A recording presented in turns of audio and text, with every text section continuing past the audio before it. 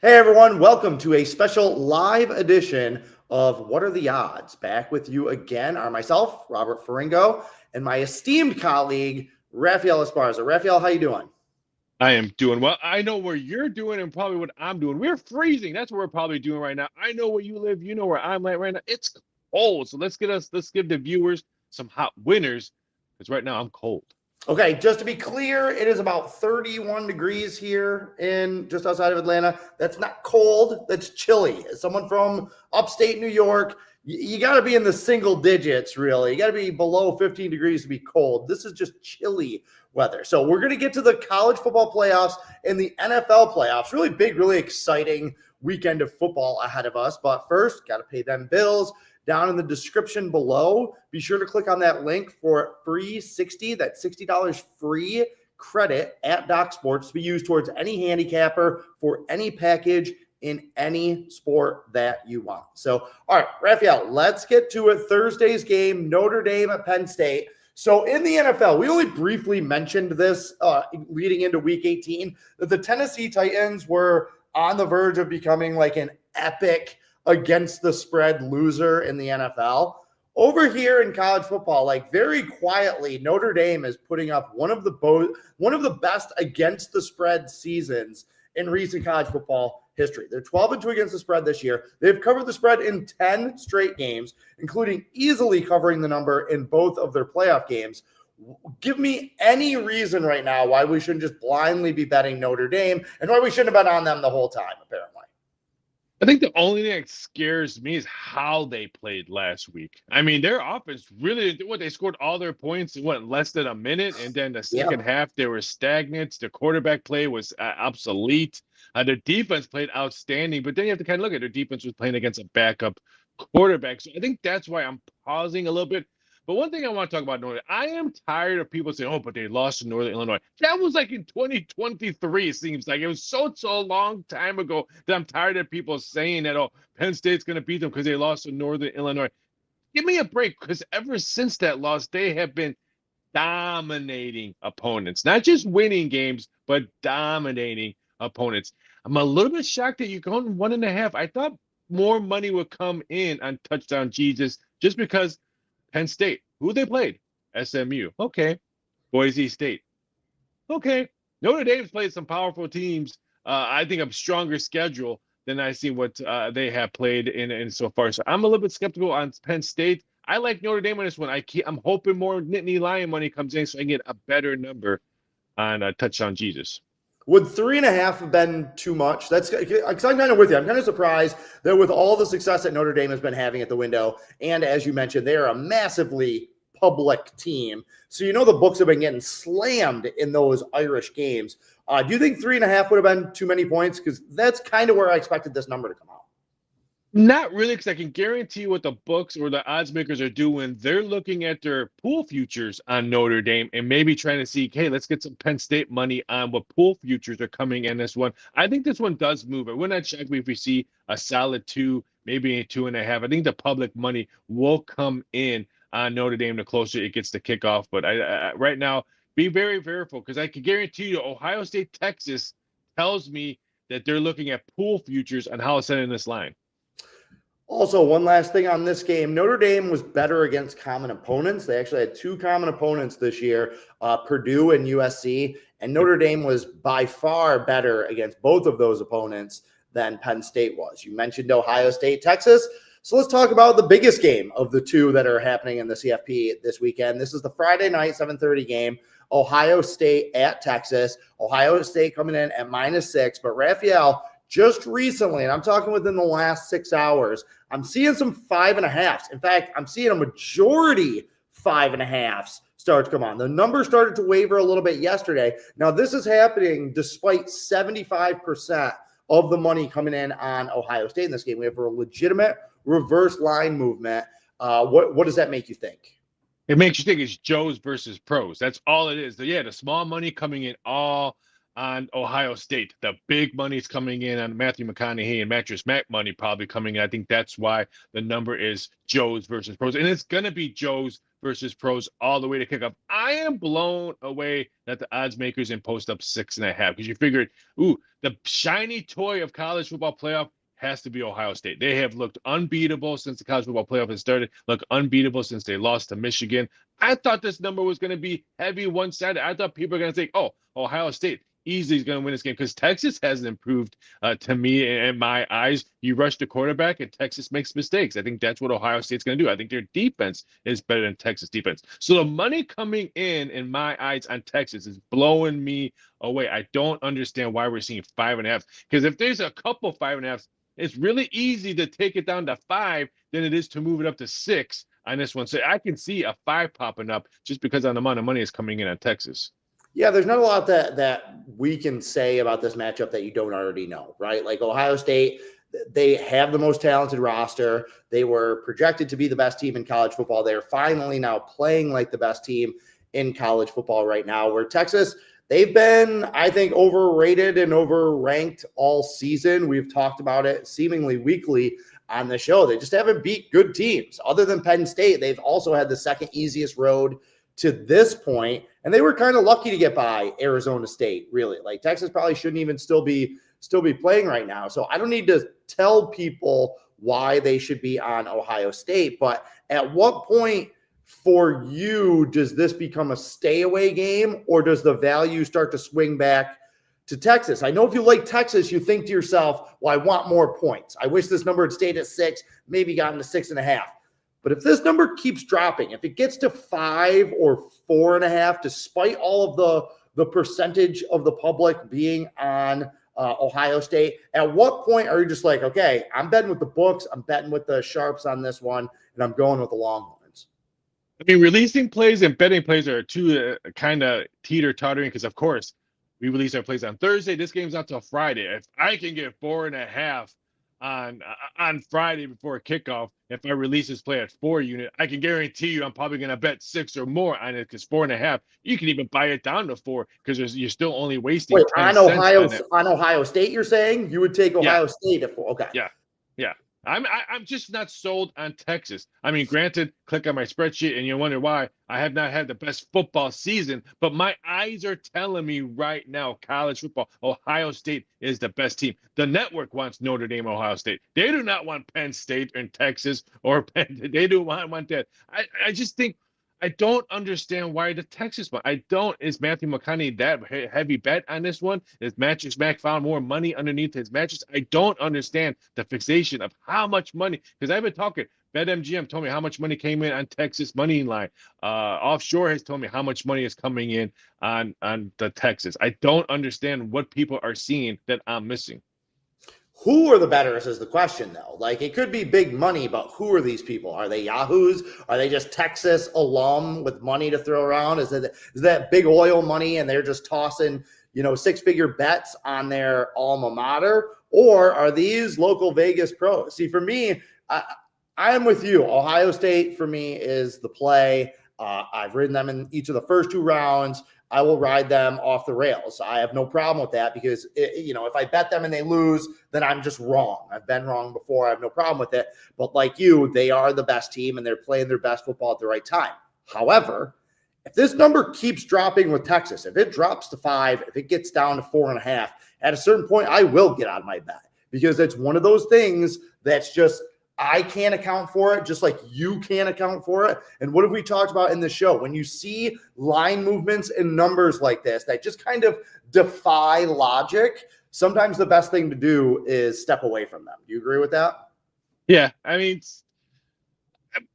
yes, I do. Because like I said, Ohio State, ever since I saw them beat up on Tennessee, I'm like, wow, this is a very impressive team. The almighty SEC team in Ohio State wiped them like they were playing in a MAC game.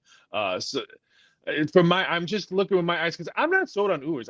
Quinn. I'm not sold that he's going out. I think he comes back to college football. His parents are loaded. It's not like he needs NFL money. He can go play at North Carolina. Hey, play for Belichick. He can go to Notre Dame. They've been doing that. He can go anywhere after this if he thinks that they're going to move on and bring Manning into the fold. I'm not sold on him right now. So I can see why Ohio State, in my eyes, has the much play.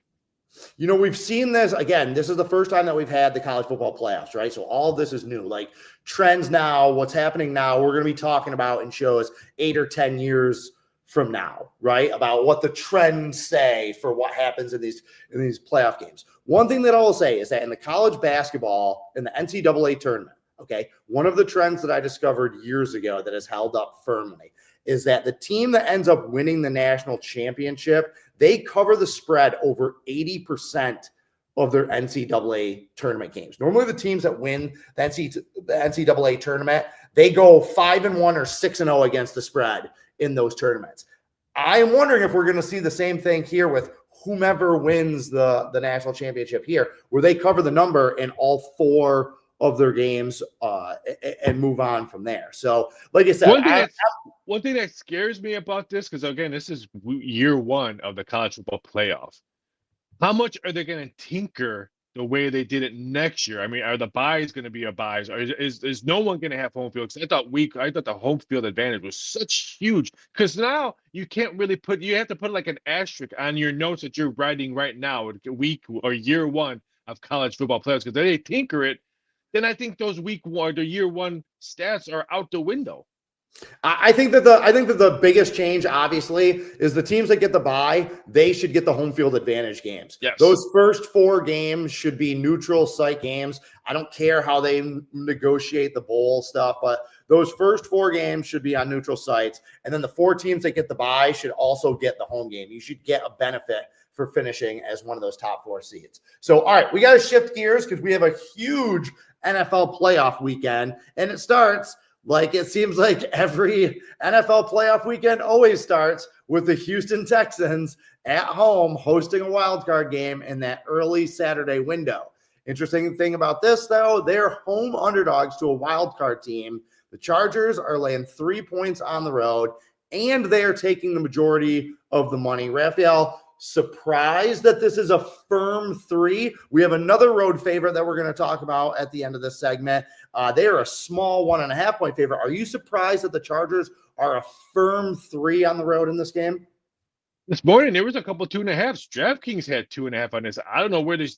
Here's another one. What's going on in the state of Texas? I know we have a new president coming in. You guys all voted for him, but what are you guys smoking over there? Because I want nothing to do with you. This is not the same CJ Stroud offense we seen last year that we were praising. Oh, the best quarterback we've seen come out as a rookie. And boy, everyone forgot about that. Now what Daniels did this year. I'm just not sold on this Houston team. I like the Chargers in this one. So if I can grab that 2.5, which I don't think it's going to be a run, I think the money will go back into Charger land on this one. But it didn't shock me that the number came out like that. I was more shocked that some numbers moved with Houston Texan money coming in.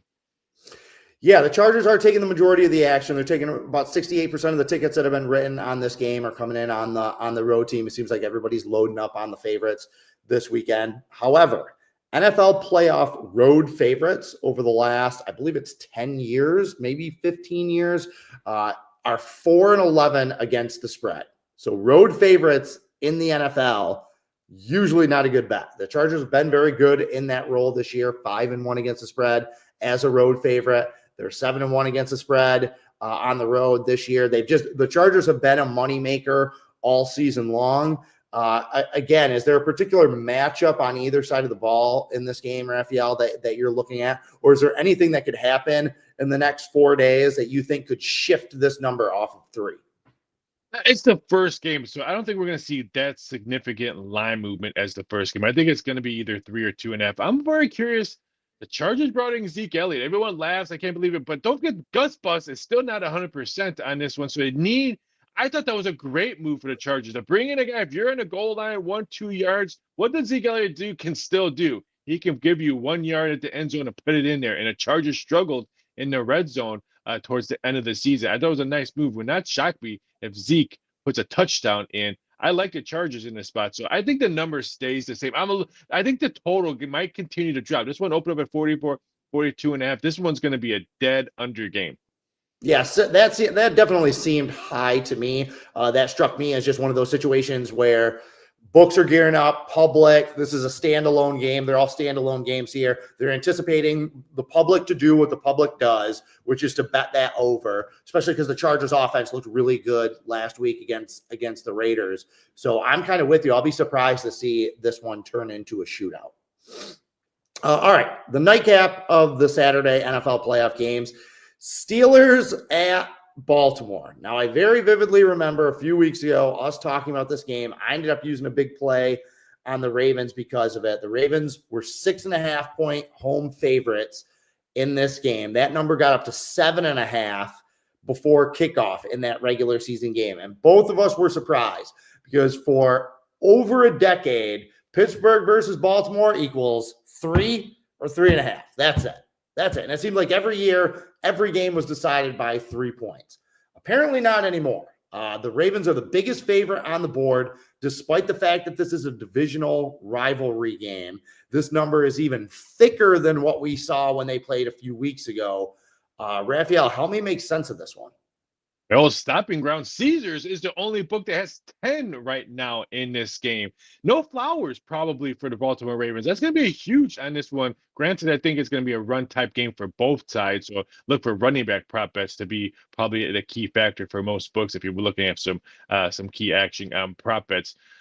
You know what, this game right now, I'm going to watch this game. Baltimore Ravens win this game. And I'm going to be watching it for one reason. If you're the Saints, if you're the Bears, if you're any of these or the Raiders, if the Steelers lose this game, which, again, most likely they will, how do you not pick up the phone and ask, hey, would you like to trade Mike Tomlin? Because the Pittsburgh ownership said, hey, they're tired of losing on Wild Card Weekend. They said that before the season started, that they are tired of losing on Wild Card Weekend. I'm going to be watching this game thinking of that. Do the Bears have time and speed dial? Do the Raiders? Do the Saints? Do the Jaguars? How would you not make that call and say, hey, you know what? Maybe it's a nice change for Mike Tomlin to get out and try something new. That's what I'm going to be thinking the whole time I'm watching this game. I think Baltimore wins this game. I think Baltimore wins by 2 touches. I am not sold on what I've seen about Russell. Russell Wilson thinks like he aged the last month. He looked like he's 40 or 50 years old the last month. Yeah, I felt like Pittsburgh kind of missed an opportunity a little bit this year. I thought they actually should have used both of their quarterbacks. I thought they should have had some packages with Justin Fields to use in each game to make other teams have to prepare for things. Both of their quarterbacks do different things well. I thought that was a little bit of a mistake. I'm laughing because, again, if I'm a front office person, I would easily give up 2 first-round picks for Mike Tomlin. You know why the Steelers lose in Wild Card Weekend every year? Because they haven't had a good quarterback in about 8 years. Like, the last few years of Ben Roethlisberger were rough. Like, he was not the same guy. Like, his body broke down really quickly. They haven't had a quarterback since. But, Raphael, are you surprised at all that not only is this the biggest spread of the week, this is the game with the most lopsided action? 90% of the money in this game is coming in on Baltimore.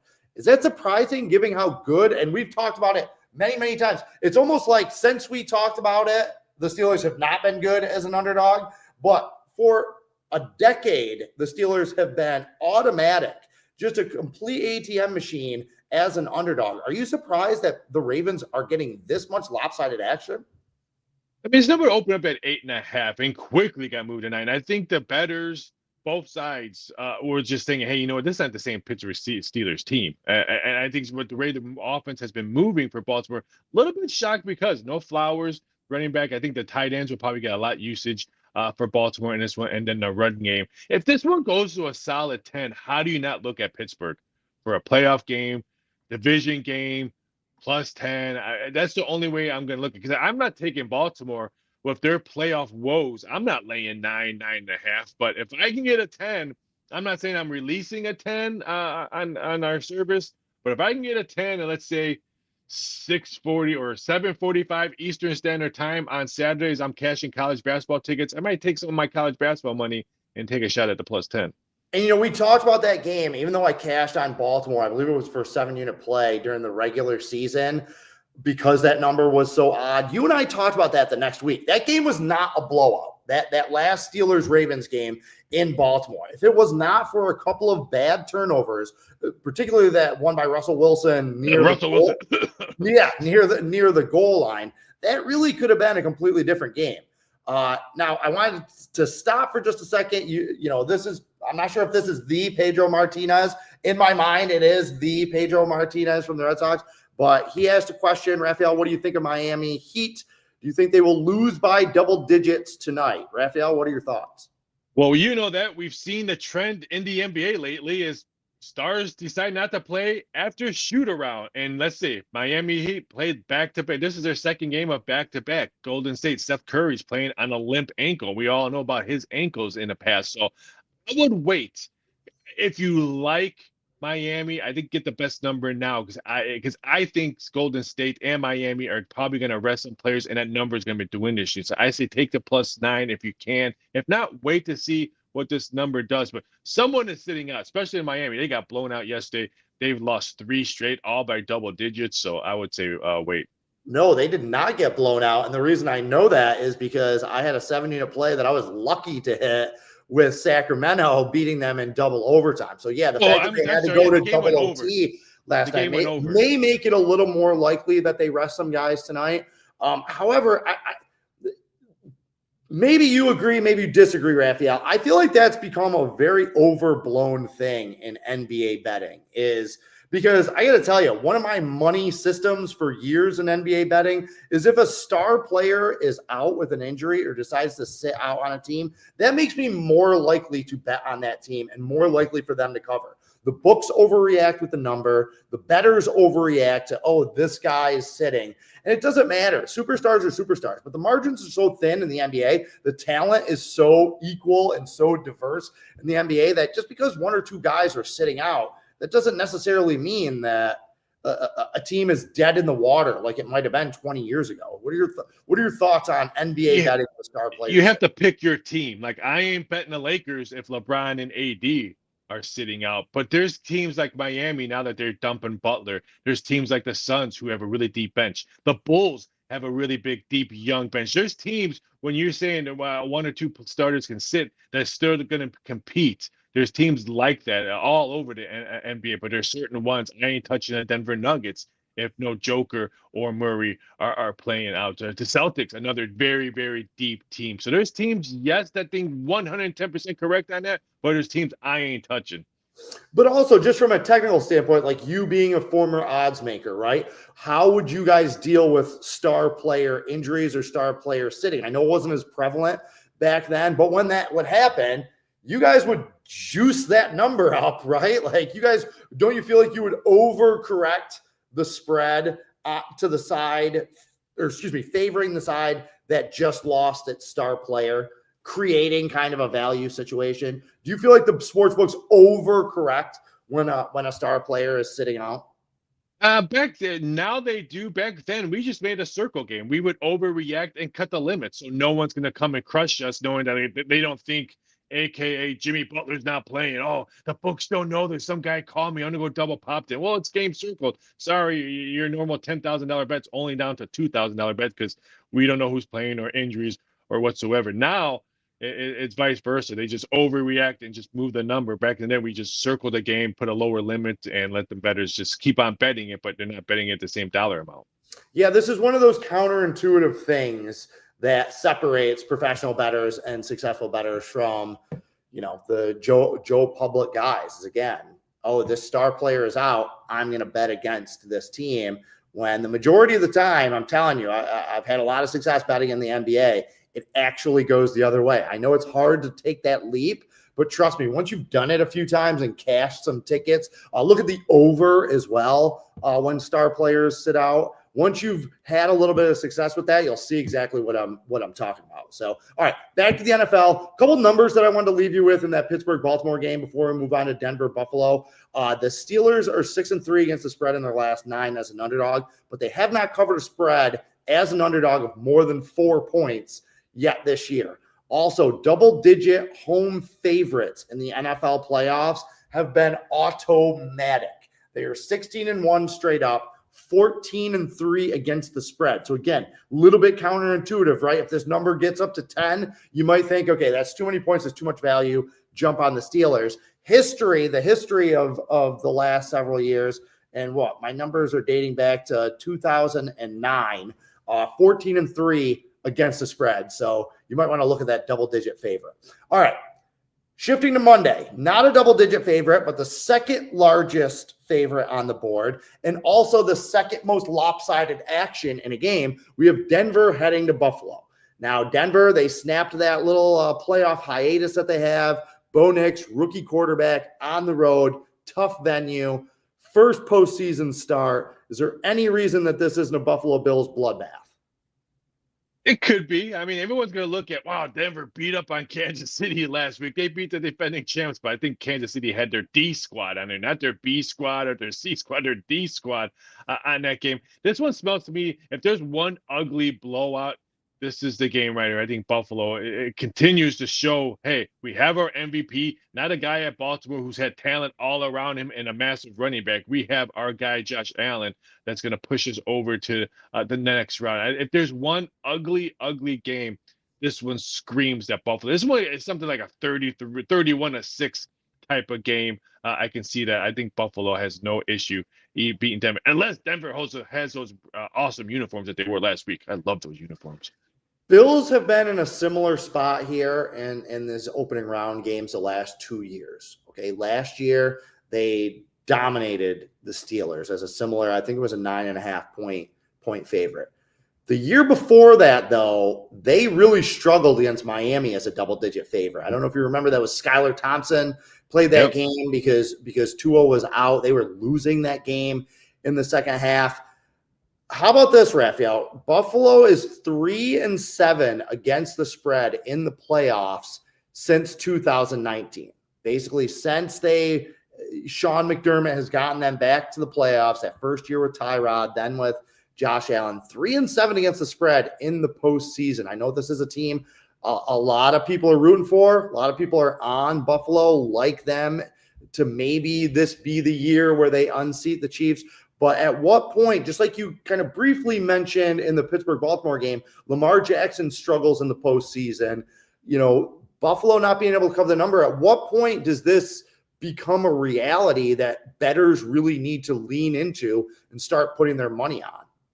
Well, I have to be kind to Buffalo because I'm actually interviewing Thurman Thomas tonight on one of my shows. I'm doing this, so he might be watching. But you know what? This one, like I said, to me, my eyes just feel like the Buffalo's a better team. Now, that stat you had, fantastic. But this is a totally different Buffalo team in years past. Ever since they fired their offensive coordinator last year, there's a totally different team we've seen in Buffalo. I mean, Josh Allen's not running the ball like he was the last couple of years. He's spreading the ball out the last couple of years. They have a run-balanced key team than they've seen in the last couple of years. So I love that stat. It's 100%, but I just don't see that stat matching this Buffalo team of this year. I think Buffalo, for my eyes, I just think an ugly game. I think Buffalo wins. Yeah, teams that are back in the playoffs after a drought of 2 or more years, 12-26 against the spread since 2007 in the wild card games. Now, that does not bode well for Denver and their rookie quarterback on the road. However, one trend in the Broncos' favor is that in the playoffs, not just in the wild card round, but teams in this spread range between -7 and -9.5, where maybe them and the Ravens are going to be this year, have had a lot of success. They're 28-10 straight up. So those teams are winning about 75% of the time. However, they are 12-26 against the spread since 2011. Home teams 9-17 against the spread in their last 26 attempts with that range. So that -7 to -9.5. Okay, so not a double-digit favorite. As we mentioned, double-digit favorites, 14-3 against the spread. But those teams that aren't double-digit favorites, just under that, -7 to -9.5, they have not been very good bets right there. 12-26 against the spread. So, all right, we got a new member in there. Hey, what's up? Yeah, TH, thank you. Thanks, TH, for joining. Nice to meet you. Great stuff that you can hear over here at Doc Sports. A lot of great free play content. Thanks for joining. Don't forget to hit that like button on this show and on the other shows. See, that's why he's a professional. I was just about to say that, and he jumped in and read my mind. Yeah, be sure to like and subscribe all over the Doc Sports YouTube channel. Free plays, lots of informative content, best handicappers, really anywhere in the country. So, okay. For my money, I know the Vikings-Rams Monday Nighter is going to be good, but for my money, the best game of the weekend, college or pro, the game that I'm probably most excited to just watch is Green Bay at Philadelphia. I'm assuming Jalen Hurts is going to play based on the fact that the spread is 4.5 right there, but there is no guarantee, as I see you're shaking your head. I'll be surprised if he doesn't play. Raphael, right off the bat, 4.5 with question marks about Jalen Hurts. Is that number being set, as I suspect, that he is going to play, or is that number being set based on he isn't going to play? It's based on he is going to play, but tomorrow's a key day. We're filming this on Tuesday evening. If you're not watching this live, if you're going to watch it tomorrow morning or whatever, tomorrow's a key day because if he doesn't practice tomorrow, boy, it's going to be very different. Because don't forget, Pickett is not healthy as well for the Philadelphia Eagles. Jordan Love isn't healthy for the Green Bay Packers. So this game has huge red flags for me on this one. I'm going to sit back and watch it because there's just too many question marks on injuries and how healthy is Jordan Love and injuries on Philadelphia. Hurts tomorrow. I would say if you're betting this game, wait till after tomorrow's outcome because if Hurts doesn't play, it could be a totally different number. And that was going to be my next question. What does the number do if Jalen Hurts doesn't play? I'll be close to a pick 'em. You think he's worth 4.5 points? You think it'll drop Not that he's worth, but what the money's come in already. So I think they would want to balance it, maybe make a pick it and then see where the money leads to right there. Because don't forget, this number has come out about 4 or 5 days old, so money has come in on this one. And I think he's playing. I think the Eagles are playing possum with this whole thing and stuff like that. I think he plays, but if he doesn't, it's pick him. Because right now, everyone thinks, wow, Hurts is playing. I'm getting a short number. Jordan Love got hurt, 4.5. I'm taking the Eagles on this one. They're all rested. But if he doesn't play, you have to make it a pick 'em just to try to balance your spreadsheet. Yeah, they're both going to play. I mean, let's be honest. Like, I'll be stunned if either one of them don't play. Both teams were very protective of them because neither one of them had anything to play for last week. And this just being the NFL, the media machine, everyone is obsessing about this. But I feel like this number is set at 4.5 with both quarterbacks playing. I do disagree with you. I think if Hurts doesn't play, I don't think it's going to drop to a pick. I still think Philadelphia will be favored at home. I still think because of Saquon Barkley, A.J. Brown, the defense that they have, the talent advantage that they have for Philadelphia, I think still warrants them being maybe a 1.5 point favorite. But I think both guys are going to play. So if we are just making the assumption that both of these guys are going to play, is it a red flag, the fact that Philadelphia is a 4.5 point favorite ahead of those key numbers? Do you feel like this number is kind of baiting action on Green Bay, being like, look, we're giving you more than a field goal. We're giving you more than that key number of 4. Come on, you got to take the underdog here. Does this feel like a little bit of a ploy by the odds makers? Not really, because the odds makers, I learned this from day one when I got in the sports books in Caesar's Palace in 1997. The Green Bay Packers bettors are everywhere. They're going to get action if they stink or they don't stink. I'm not just saying that because our boss is a Wisconsin native. I'm not saying that because our good guy that we text all about is a Wisconsin lover. They're just bettors. The Green Bay Packers are better. So I think you're gonna get that money coming in no matter dog or action. So I can see that. I don't think we're going to see 5. I think we see 4 before we see a 5. I think the money is going to be pretty balanced, especially if both quarterbacks are playing. All right, the favorite is 5-2 against the spread in this series. The Eagles are on a 7-2 against the spread run, and they really have been a dominant home team.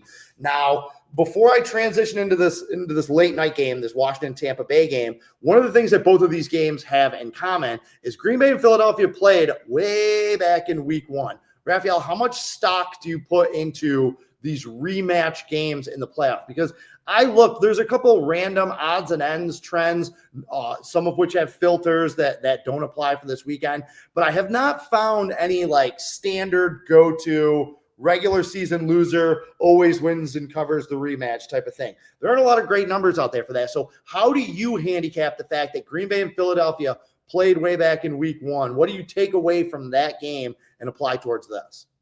Absolutely nothing, because week 1 is preseason, week 4. So anything you saw in week 1, just like I don't take anything on week 18 next year when I'm a handicapper. So, what did they do in their last game of the season? Week 18 and week 1 to me are garbage weeks. There's only a small handful of games that mean something, especially week 1. Week 1's now preseason, week 4. So I'm not taking anything on today, unless it was like an ugly game, like a fight or 49-0 type of game and an embarrassment type or something like that. I might put some stock into that. Okay, the next game that we're going to talk about, the 8 p.m. Sunday game, Washington at Tampa Bay. They also played early in the season with Washington getting slapped down in Tampa Bay. Now, Raphael, Washington is a 3-point underdog in this game. That number came out right about where I kind of expected it. But what is interesting to me about this game is the way the money has gone early in the week on this game. The Commanders are the only underdog in any of these games that are getting a majority of the action, and it's pretty lopsided. They're taking nearly 80% of the money in this game, and nearly 70% of the tickets are being written on Washington. What are your thoughts on that? Yesterday, we saw a couple 3.5s on Tampa, and I was a little bit confused because I know what I watched on Sunday. I watched a bad Saints team move down the field against the Tampa Bay defense, and Tampa Bay needed a prayer to win that game. I'm leaning towards Washington. Yes, they have a rookie quarterback, if you want to call him rookie, played every game this year, but they have momentum. I don't think Tampa Bay has momentum. Yes, they get, Evans broke a record. We beat a D squad Saints team. But I'm rolling with a team that's still that I'm still impressed on how they beat the Eagles at home. Granted, there was no stars. Hurts got hurt in that game, but momentum carries over in playoffs. We saw the Giants win a Super Bowl as a wild card because of momentum. I'm not sold on Tampa Bay's defense. I love Baker. I love his guts. I love the way he slings the ball around, but I'm not sold on that Tampa Bay defense if they were able to let the Saints move up and down the field on Sunday. Okay, I'm laughing here because literally probably 2 minutes ago you said that you are just going to ignore everything that happens in Week 18, and then you instantly comment on how Tampa Bay looks in Week 18. But Tampa Bay was playing for something. They were playing to win a division. It's not like Tampa Bay set out their players and all that. They were scoreboard watching, seeing what the Falcons were doing. That game was totally different than that. I'm not talking about the Titans, Jaguar game or the Titans or whoever they played on Week 18. I'm talking about a team like Tampa that needed a W to make it to the playoffs, and they let the Saints run wild on them with Spencer Rattler. Really, Tampa Bay? You let Spencer Rattler look like he's a starter in the NFL next year. Okay, and also I was laughing because Jay Daniels is a rookie quarterback. Whether or not he started all of his games, he's still a rookie quarterback, and this leads into two very interesting stats that I found. Okay, quarterbacks starting their first playoff game in the NFL are 12-23 straight up, and 14-21 against the spread since 2014. Okay, that's 40% of the time guys making their first start cover the spread in the playoffs. Those numbers are actually worse if you go back to 2003. First-time playoff starters, 27-47. That's 36.5% against the spread since 2003. But it doesn't stop there. Quarterbacks in their first playoff game facing another quarterback that is not making his first playoff start, which Baker Mayfield is a playoff veteran, 22-42 against the spread since 2004. That is a 20-year trend. We're betting against first-time playoff starters against veteran playoff quarterbacks. You would be winning 65% of the time. Now, Raphael, again, I know we go back and forth sometimes on trends, right? Some of them are important. Some of them, how does this team do on Wednesdays, that are odd numbered on the calendar? Throw that stuff out. This does seem like a meaningful trend. What are your thoughts on those numbers? I think these numbers were the same when C.J. Stroud was last year as a rookie quarterback coming into the playoffs. These two quarterbacks are totally different quarterbacks, especially how they came in. To me, they didn't have any struggles. I mean, CJ was fantastic last year. Everyone forgets about that, how good he was last year. This year, I think, took a small step backwards.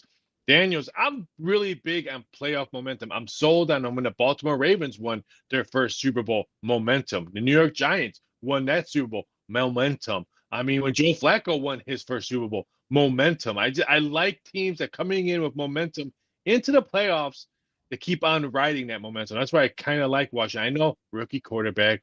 I understand all those trends, but I'm talking about the team momentum. I think can carry a rookie quarterback. I think the running back Robinson is going to be a huge factor. I think the defense in Washington is going to be a huge factor. Zach Ertz could be a huge factor. He has playoff experience on this roster. So I think they're going to carry a rookie quarterback to maybe at least their first game underneath his belt.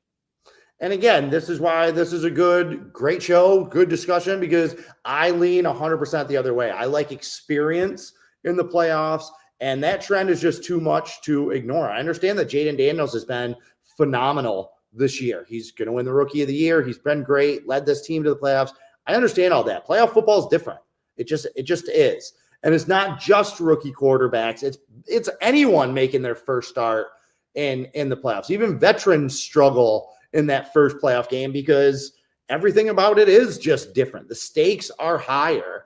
And this is an awful small number for a Tampa Bay team that I think is kind of dangerous. I don't think that they can just win one game. I think that Tampa Bay could throw a scare into whoever they have to play in the next round too. They have some high-end talent. They have that experience. It's 4 straight years that they've been in the playoffs. So I think this is one, not only do I like the trends here against first-time starters, and I like the experience of Tampa Bay, but I also like going against the public. As I mentioned, this is the only game where the public is on the underdog, and I don't think that that's usually a good sign in these situations. How far would you bet this game? Would you go past 3? Would you take 3.5 and 4? Yeah, because I do think we see 3.5 because it's a late game on Saturday. Whatever people do, or late game on Sunday, whatever people lost or on Saturday, how they did in the first 2 other games. This one couldn't move. This was something I'm probably not going to release, but I'm going to wait to see what the public does to this number. I know that there are a lot of handicappers out there and a lot of bettors out there that would think I'm nuts or that would completely disagree with me, right? They're all about line value. And if the number goes from 3 to 3.5, it means you lose this much X percentage on your win bet, all of that stuff. That is not how I handicap. That is never how I handicap. I understand key numbers and I understand line value. I get that, okay? But I look at the way the lines are moving and why they're moving. Just like I mentioned in that game before, the Ohio State Texas, if that number keeps coming down, and let's just say it does get down to 4.5, that will make me switch my side to Texas. Oh, but you're getting so much, you like Ohio State, you're getting so much more value. No, that number's moving for a reason, and I'm going to lean into that. This is the same thing. The majority of the action is on Washington in this game. If this number goes to 3.5, I love Tampa Bay because the books aren't moving that number on air. There's a reason that they would move it off that 3.5, even though the public is all over Washington. I would be more worried about Tampa Bay if they move this number to 2.5 late in the week. Then I'd be like, okay, maybe Washington money line. Like maybe there is something else going on here, but you can't just get so caught up in what the number that you're betting is. Where did it start? And where did it move and why? So if Tampa Bay goes to 3.5, I like it even more. I'd bet them up to 4. If this number steamed up to 4, I'd be all in on Tampa Bay, and I'd expect them to win by more than a touchdown. I agree on some of that stuff, but some of the stuff you have to look at the number on it. And I know people love, 90%. Me and you've had this discussion since day one. 90% of people. Yeah, but what 90%? Is that just $20 bettors or is that $1,000 bettors? I'm not, because sometimes the books have to move it because of multiple $20 bettors. Hey, they're lopsided on one game. $20 plus $20 plus $20. It adds up.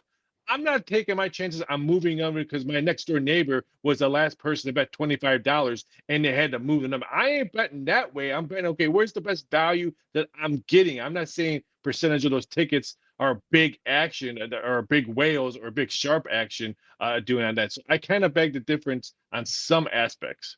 But again, for me, it's not based on all line movements. It's the majority of the time that it's a red flag for me is reverse line movements. Okay. When everything is showing that the majority of the tickets written and the majority of the money is coming down on Washington and the line moves towards Tampa Bay, that's a red flag. Okay. In some of these other games where all the money is coming in on one side and all the tickets and the percentages and the line moves that way, I agree with you. That doesn't tell me anything. But when everything that I'm seeing says everyone's betting on this team and the number is moving on this team, then I'm betting over here. I'm going against the public. That sets off alarm bells for me, and that's something that I do consider. So, okay, Last game of the weekend, Monday Night Football, which, Raphael, weird to me that their wild card weekend they're extending to Monday Night Football. Don't really love that. I would rather them have 3 games Saturday, 3 games Sunday. Whatever. We'll see how that impacts the winner of this game next week, having to play on a short week, and how much that factors into the line. And we will talk about that on What Are the Odds next week when we do this show. But Minnesota, the other NFL road favorite, they are only minus 1.5 at the Rams. Little revenge game for the Vikings here. They actually lost to the Rams earlier in the season. Minnesota coming off that high intensity, high pressure, highly emotional game at Detroit on Sunday Night Football that they lost. I mentioned the trend before. Road favorites in the NFL playoffs, 4-11 against the spread. Raphael, first, what do you think about this number? And second, what do you think about this matchup? I'd love to see what this number would have came out and would have done if, let's say, the Vikings won against the Lions, or let's say they lost by a field goal. I think the overreaction, the Vikings got exposed. Oh, Sam Darnold sucks. He looked like he had a Jets jersey on again. They only lost 2 road games this year. It's not like they just woke up and sucked. They played in Detroit, which Detroit is now, I can't believe we're going to say this, a hard place to win a game at now these days, if you haven't noticed. Love the black jerseys, Detroit. Don't get me wrong on that. I'm not taking that much stock on that loss. The Vikings were supposed to, the Lions were supposed to win that game. You're at home. You're in a crucial spot. The number 1 spot in the division and the NFC was on the They should have won that game. Sam Darnold, he looked a little bit overscared in that game. Threw a lot of passes that were bad that got away from him.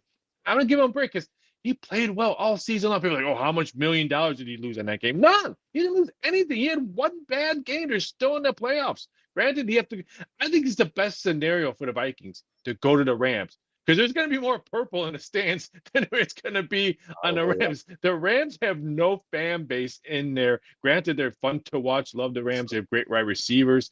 But I'm sorry. If you're the Vikings, losing that game is not a bad spot to going to L.A. because there's going to be a lot of purple. And I'm leaning towards the Vikings. I still trust Sam Darnold. I still trust the Vikings defense.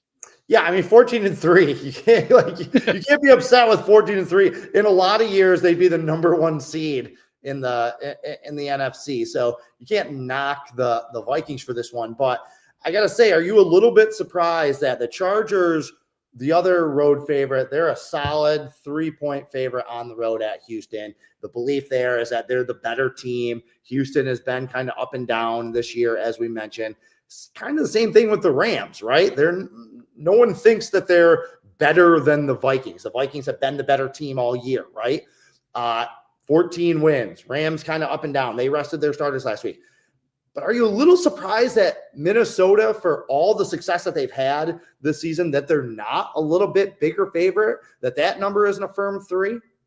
Yeah, it's the way that Rams play. Their offense is still high potent. They have a good quarterback. They put up points on the field really quickly. So, and no disrespect to Houston, but it's not the same Houston team we saw last year. It's not the same Houston team we saw at the beginning of the season. So I think just the matchup is the reason why. I think if Houston played better, if they were healthy, I think this number would have been closer. But I've been talking to a lot of experts on media side and bettors, and everyone says they're fearful for the Rams to mess up their teams or whoever they had picking far in the playoffs. That once that Rams offense, if it gets rolling, that's gonna be a tough out. You said you like Tampa to maybe scare some people. I'm more scared of the Rams than I am for Tampa. Yeah, so I'm going to be tested this week when we release our plays and what I'm going to do with this, because I said this before last Sunday's game, before that Detroit-Minnesota game. I said that whoever lost that game, I think loses in the first round of the playoffs. Okay, even if it had been Detroit, I'd have expected them. So now we're in the situation. So a week ago, I felt very strongly about that, but now it's time to put the money down. Do I stay with my gut instinct on that game? That'll be interesting. Here's my stat about this. In the NFL playoffs, road teams that have more victories, that won more regular season games than the team they are hosting, are just 14-16 straight up and 11-19 against the spread. That is a 65% historical trend against the Vikings this week. So though, just because they had more success in the regular season, Raphael, like we talked about, playoffs are a different game. Everybody's 0-0. We see this in all sports all the time. There are going to be some upsets this weekend. I will be stunned if all the NFL favorites win all of these games, right? Somebody's going to get upset. So when we're looking at teams that could potentially spring the upset, where would you rank the Rams in terms of likelihood of that happening? I've been finally drinking the Minnesota Kool-Aid as of late. So I don't want to say the Rams. I think if there's one upset that would, I think, shock me, it would probably be, I think, Houston. A lot of love came in on the Chargers right now, ticket wise and stuff like that. But I think if Houston, granted, I know they're at home, but if they beat the Chargers, which, let's face it, the Chargers are rolling with free money. They weren't supposed to be in a playoff. This is year one of Jim Harbaugh and stuff like that. The way he's molding this team to make it a Jim Harbaugh team, run heavy first, offensive line first. I'm a little bit shocked at how quickly it is. But if there's an upset on there, I think it would probably be Houston. But the way the NFL season's been going for the past 2 months, it's been favorites. It would not shock me if we see a lot of favorites coming in. All right, Raphael, before we get out of here, give the people what they want. You got a free play for us? Well, I want to say thank you for Anthony for watching our show. Thank you for joining, and thank you for the great comments. I think I can't speak on Robert's behalf, but I would love to keep on doing this show live. I love communicating with the viewers and stuff like that. I love answering questions. So again, I can't speak for our moderator who does outstanding work, but I would love to keep on doing this live. So Anthony and Sandeep and TH, thank you guys for watching. My free play is going to the first game that we talked about. This number opened up at 44, the Chargers Houston, and I'm like, oh, this one's gonna be my play for Saturday. Can't wait to release it and all that, and then boom, 42. I told myself this thing goes anywhere lower than 41.5. I'm still going to play it under. I'm going to release it as a free play. I just think there's going to be, I might be looking for punt prop bets because I think the punters are going to have a lot of usage on this one. I like the under on the Chargers Houston game. I think it's going to be both teams establish their run. I think defense is going to be key. Houston's getting healthier on defense at the right spot now that they're in the playoffs. I think it's going to be a defensive battle. Yeah, my free play, I've already kind of alluded to it. I like Tampa Bay over Washington. I like going against the public in this situation. I think that everybody's getting kind of sucked in, and that's not to denigrate Washington or take away what they have done. Jaden Daniels is absolutely the truth. The guy is amazing. That's not to take away from them, but I feel like the public is getting a little bit too enamored with the shiny new toy, and Washington and Jaden Daniels feels like the shiny new toy right now. This Tampa Bay team is legit. They have played and beaten good teams. They beat Detroit earlier in the season on the road. They have the veteran quarterback. They have the experience. I don't trust Washington's defense, and I think a guy like Bucky Irving, who really is an explosive player. If you haven't watched much Bucky Irving, that boy can play. I think that he could have a big game for Tampa Bay. I think if they get a lead, they really can put the squeeze on Washington a little bit. Dan Quinn doesn't have the best playoff track record also. So for me, it's Tampa Bay. So, all right, that's it. Thank you to everyone that showed up live. Appreciate it. As Raphael said, we'll try and do this live a little bit more in the future. Thank you for everyone else that is watching it after it has been recorded. We will see you next week. Carpe diem and good luck.